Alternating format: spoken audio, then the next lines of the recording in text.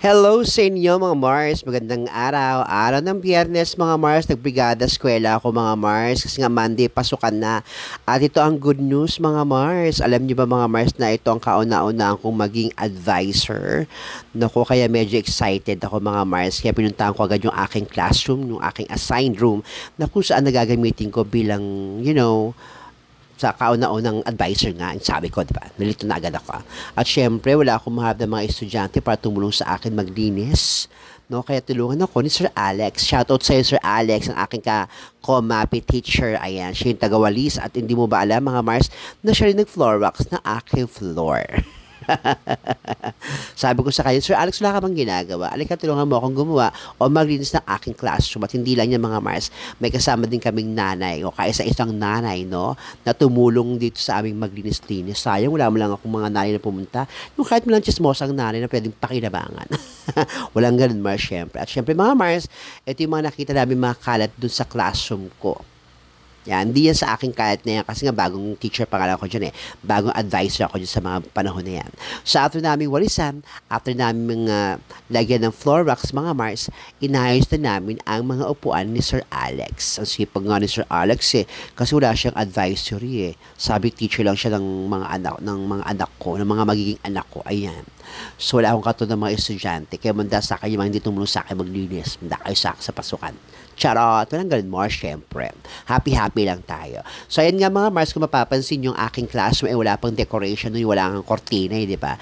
Kasi nga kauna-unahan pa lang, bago pa lang akong advisor. So wala pa akong mga gamit. At saka naloka nga ako mga Mars, kung saan-saan pa ako naghanap ng gagamitin kong plywood, gagamitin ko mga division para dun sa cubicle ko kasi yung diyan kasi ako mag-i-stay sa classroom ko na yan. Hindi ako mag-i-stay dun sa faculty. Kaya naghanap ako ng harang sa bandang likod para nang sa ganun hindi ko makita mga estudyante ko dun sa harapan. Siyempre, walang ganun more. So, di ba?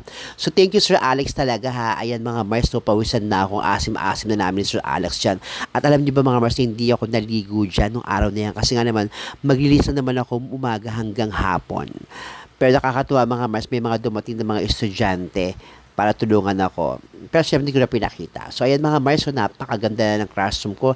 Napakalinis, napakaganda parang ako. O, di ba napakakintab pa yan mga Mars ng side na yan.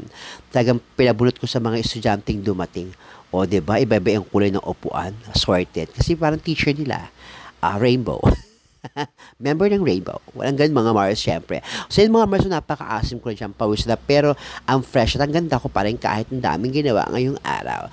Kakaloka nga mga Mars, so wala pang decoration. Pero syempre, hindi lang yan mga Mars ang ginawa ko ha. Dahil nga wala pang decoration, nagbihis ako ng damit at pumunta ako sa unit at pumili ako ng mga makukulay na ilalagay ko sa aking classroom. Bumili ako ng cortina, unan ko, syempre, ng mga bula-bulaklak, at syempre yung wallpaper na ilalagay ko dun sa table ko. Wallpaper pero sa table ko ilalagay, di ba?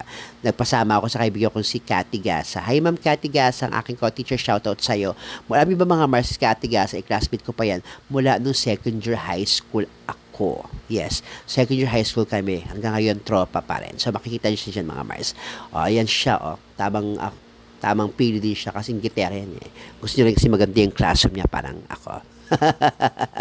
Love you, friendship. Thank you so much. Yun lang, mga Mars. Papakita ko sa inyo yung classroom ko bukas. Love you, mamwa.